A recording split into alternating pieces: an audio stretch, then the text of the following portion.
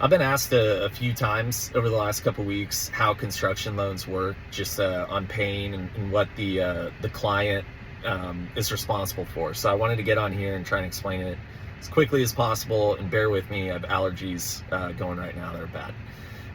So on a construction loan, there are one-time construction loans where you essentially appraise the home and the value up front, and you can purchase the land at the same time.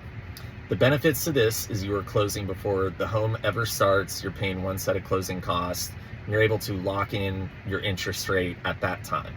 So that interest rate, when you actually do move into the home, can never go up. It can only go down. So if interest rates drop by the time the home is done, then you're going to get that lower interest rate. If they happen to go up, you're still going to get the interest rate that you signed up for at the time of that one-time close. So that's a snapshot of the one-time close. Now on to how it works repaying that construction loan. During the build, we get what's called draws as the builder. So at each stage, we're going to ask the bank, we're going to say, hey, we're ready for this amount of money to do X, Y, Z. So an example, first month, home site prep, possibly, pouring your slab. So the bank releases $50,000 for this to be done. You as the buyer are going to pay interest only on that $50,000, not the full amount of your loan. So if you're getting a loan for $350,000, that first month, you're only paying interest on the $50,000. Month two, now we're ready for framing. So we need the lumber draw. So another, $40,000 is released.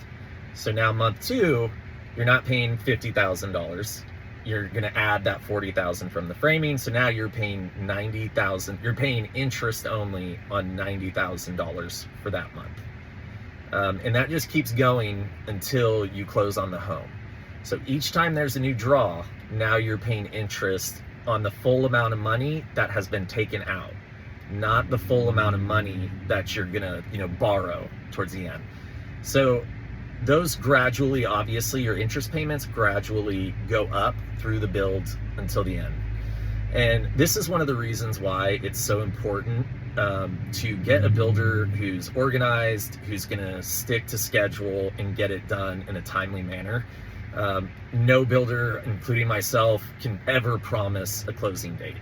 But it is imperative towards the end that things are wrapping up, because your payments are getting higher because you pulled more money out, and now you're paying interest no longer on $40,000 or $80,000. Now you're paying interest only on that $350,000 because they pulled out all the money.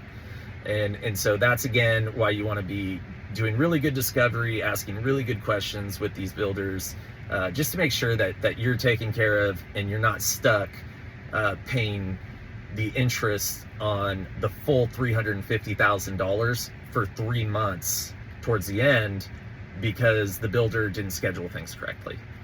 If you have any questions about construction loans, any questions about construction, I'd always love to be a resource to you.